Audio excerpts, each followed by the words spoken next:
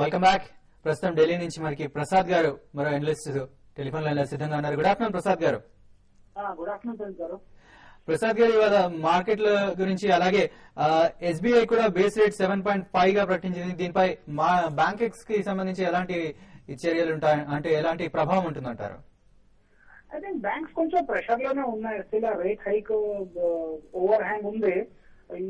I think ఈ credit policy వచ్చాకే banks లో కొంచెం ఇంకా క్లారిటీ వస్తుంది. సో కరెంట్ లెవెల్స్ లో బ్యాంక్ స్టాక్స్ కొంత అడ్వైజబుల్ కాదు. బికాస్ క్లియర్ గా నెగటివ్ టెరిటరీలో ట్రేడ్ అవుతున్నాయి, ప్రెషర్ ఉంది, ప్రతి ర్యాలీలో సెల్లింగ్ వస్తుంది. ఐ థింక్ షార్ట్ టర్మ్ కోసం బ్యాంక్ అవాయిడ్ చేయాలి. వన్స్ ఈ క్రెడిట్ పాలసీ వచ్చాక ఈ పూర్తి ఈ నెగటివ్ ఎఫెక్ట్ అబ్జార్బ్ అయ్యాకే బ్యాంకింగ్ లో ఫ్రెష్ వ్యూ తీసుకోవడం బెటర్. ఓకే, అలాగే వేరే సెక్టర్స్ ఏమైనా మీరు రికమెండ్ చేస్తారా ప్రస్తుతం ఉన్న పొజిషన్ లో? ఐ థింక్ ప్రస్తుతం ఓన్లీ సేఫ్ సెక్టర్ ఫార్మాయే కనిపిస్తుంది. Mid cap pharma plus even large cap లో select pharma of doctor Reddy, Lupin better అనిపిస్తున్నాయి. కానీ ఐ థింక్ నా ఓవరాల్ నిఫ్టీ చూస్తుంటే 4250 ఒక లెవెల్ బ్రేక్ అవుతే ఇంకో 60-70 పాయింట్స్ కింద రావచ్చు. అందుకని ఫ్రెష్ బైంగ్ ఈ కరెంట్ లెవెల్లో అవాయిడ్ చేయాలి. కొంచెం మార్కెట్ ని క్లోజ్లీ వాచ్ చేసి చూడాలి 5250 లెవెల్ సస్టైన్ అవుతుందా. సో గ్లోబల్ మార్కెట్ ఎస్పెషల్లీ వాళ్ళు ఏషియన్ మార్కెట్ చాలా ప్రెషర్ లో ఉన్నాయి. సో కరెంట్ లెవెల్లో బయింగ్ అవాయిడ్ చేసి I think day two watch చేయడం బెటర్ స్ట్రాటజీ అవుతుంది. ఓకే, అంటే షార్ట్ టర్మ్ లో మీకు ట్రెండ్ నెగిటివ్ గానే కనబడుతుంది అంటారు? 5250 బ్రేక్ అయ్యి ఆ కింద క్లోజ్ అయితే డెఫినెట్లీ షార్ట్ టర్మ్ కొంచెం నెగటివ్ అనిపిస్తుంది. స్టిల్ రేంజ్ బౌండే ఉంటుంది, కానీ కరెంట్లీ ఆ లెవెల్ బ్రేక్ అవుతే కొంచెం నెగటివ్ బయాస్ ఉంటుంది, సెల్లింగ్ ప్రెషర్ ఎక్కువ వస్తుంది. Okay, thank you very much Prasad గారు. ఇప్పుడు కాలర్ హైదరాబాద్ నుంచి కవిత గారు లైన్ లో ఉన్నారు. హలో హలో కవిత గారు చెప్పండి. మార్నింగ్ రాదనుకున్నానండి 200. ఏదండి? ఇంటర్డేకి ఆర్కమ్ బై చేశాను 200. ఓకే, దాన్ని ఉంచుకోవచ్చా ఎగ్జిట్? ఓకే, ఆర్కామ్ ఇంట్రాడే కోసం తీసుకున్నారు ఇవాళ. ఓపెనింగ్ చూస్తే కనుక వీక్ అని ఓపెన్ అయిందండి. ఇన్ఫాక్ట్ 202 కింద దగ్గర వీక్ అయింది. ప్రస్తుతానికి మీరు హోల్డ్ చేయండి. ఇంట్రాడే ఇదే లోయెస్ట్ లెవెల్ అనుకుంటున్నాను. ఇక్కడ నుంచి రీబౌండ్ వచ్చే అవకాశం కనిపిస్తుంది. 195 కింద దిగితే కనుక అక్కడ కాసేపు ట్రేడ్ అవుతే నా ఉద్దేశంలో ఎగ్జిట్ అవటం బెటర్. ఓకే అండి. మరో కాలర్ దాచేపల్లి నుంచి కృష్ణారావు గారు ఉన్నారు. హలో హలో కృష్ణారావు గారు చెప్పండి. ఎస్ బ్యాంక్ 500 చేసుకున్నాం సార్ 280లో. ఓకే, 10 రోజుల నుంచి స్లోగా ఉంది సార్. ఆ స్క్రిప్ట్ గురించి చెప్తారు. ఓకే, అంటే మీరు షార్ట్ టర్మ్ కోసమా లాంగ్ టర్మ్ కోసమా లేకపోతే? షార్ట్ టర్మ్ కోసం. అంటే మీరు 10 రోజులు అన్నట్టు వెరీ షార్ట్ టర్మ్ కోసం తీసుకున్నారు. బాలు గారు మీరేం చెప్తారా? 10 days కి అయితే చెప్పడం చాలా కష్టం అండి. కానీ ఈ మధ్య రాబో బ్యాంక్ అని చెప్పి అందులో one of the major share holders last week అందులో 11% స్టేక్ అమ్మడం జరిగింది. వాళ్ళు 263 రూపీస్ దాకా అమ్మారు. అది టెక్నికల్ రీజన్స్ మూలాన్ని అమ్మారంటే బ్యాంక్ మాత్రం yes bank is fantastic bank, చాలా మంచి బ్యాంకు. మీరు ఇన్వెస్టర్ అయితే మాత్రం ఒక 6 months to 1 year మీరు ప్రివ్యూలో తీసుకున్నా కానీ it's a very wonderful investment అండి. బట్ 10 days అయితే మాత్రం మీరు డెఫినెట్లీ టెక్నికల్స్ ఫాలో అయితే మీకు బెటర్ అండి. But over a period of time మీరు ఉంచుకోగలిగితే మాత్రం నా request, please keep it, you will definitely make good money అండి. ఓకే, అంటే అంత షార్ట్ టర్మ్ కోసం అయితే టెక్నికల్ గా బెటర్ అని చెప్పి సలహా ఇస్తుంది. అయితే టెక్నికల్ గా సుందర్ గారు ఎస్ బ్యాంక్ సంబంధించి ఏం చెప్తారు? సో ఈ కరెక్షన్ అనేది కొంచెం కొనసాగే అవకాశం కనిపిస్తుంది. 260 దగ్గర సపోర్ట్ ఉందండి. 260 కింద క్లోజ్ అవుతున్నట్టుగా ఒక కొంచెం మైనర్ వీక్నెస్ వచ్చే అవకాశం కనిపిస్తుంది. ఓకే అండి. మన నెక్స్ట్ కాలర్ మరో కాలర్ ఉన్నారు. హలో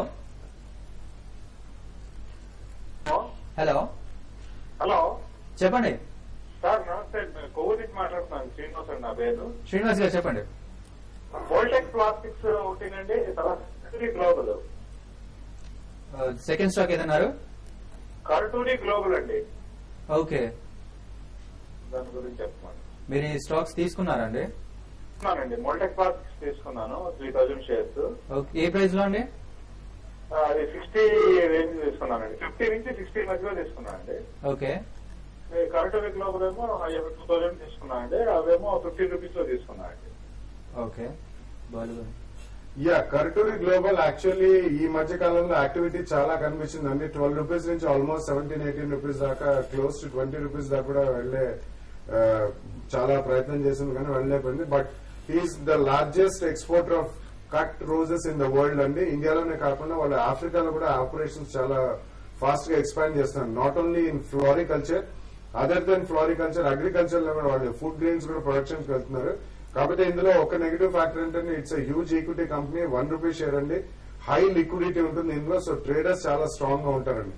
సో మీరు ఈ షేర్ లో ఉండాలంటే మాత్రం డెఫినెట్లీ యాక్టివ్ మేనేజ్మెంట్ చేసుకుంటుండండి. మీరు ₹1 or ₹2 ప్రాఫిట్ వచ్చినప్పుడు బుక్ చేసి వెయిట్ చేసి మళ్ళీ లోలో కొనడం అనేది definitely over period of time agri stocks అనేవి బాగుంటాయి. కానీ ఇందులో నెగిటివ్ ఫ్యాక్టర్స్ రెండు చెప్పాను. నెక్స్ట్ 1 or 2 years లో మాత్రం వీళ్ళది ఆఫ్రికన్ ఫోరే ఒకవేళ ప్రాఫిటబుల్ గా ఉంటే మాత్రం ఈ స్టాక్ కి కొద్దిగా బాగా ఫ్యూచర్ ఉందని చెప్పుకోవచ్చు. కరెంట్లీ మాత్రం మీరు యాక్టివ్ మేనేజ్మెంట్ చేయండి ఈ స్టాక్ లో. ఓకే అండి, కొన్ని మెయిల్స్ చూద్దాం త్వరగా.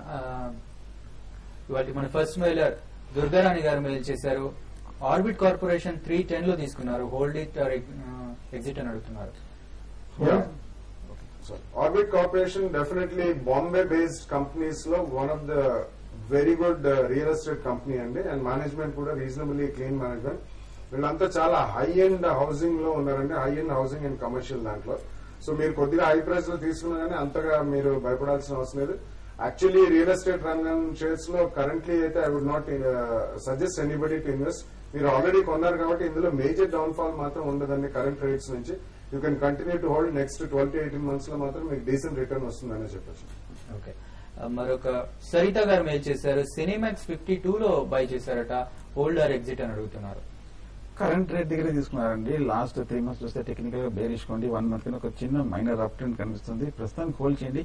కాకపోతే ఏమాత్రం ప్రాఫిట్ వస్తే కనుక నా ఉద్దేశం మీరు హైయర్ రేట్ లో ఎగ్జిట్ అయిపోవడం మంచిది. ఓకే, మరొక మెయిలర్ సుజాత గారు మెయిల్ చేశారు. ఎంబీఎల్ ఇన్ఫ్రా 245 లో తీసుకున్నారంట. It's a good company. MBL infra is a good company. అది మెక్నలీ భారత్ లిమిటెడ్ అని చెప్పి ఇట్స్ ఇంజనీరింగ్ ఈపీసీ కంపెనీ అండి. సో డెఫినెట్లీ ఈ మధ్య కాలంలో వాళ్ళు చాలా ఆర్డర్స్ కూడా బాగా బ్యాక్ చేయడం జరిగింది. Almost 1000 crores plus order book position ఉంది వాళ్ళది. సో ఇన్ఫ్రాస్ట్రక్చర్ రంగంలో వాళ్ళు స్పెషలైజ్డ్ నీష్ లో ఉన్నారండి. అందులో వాటర్ మేనేజ్మెంట్ ఇటువంటి కంపెనీస్ ఇటువంటి సెగ్మెంట్స్ లో ఉన్నారు కాబట్టి it's a decent company. You can continue to hold MBL infra అండి. ఓకే, శివ గారు మెయిల్ చేశారు.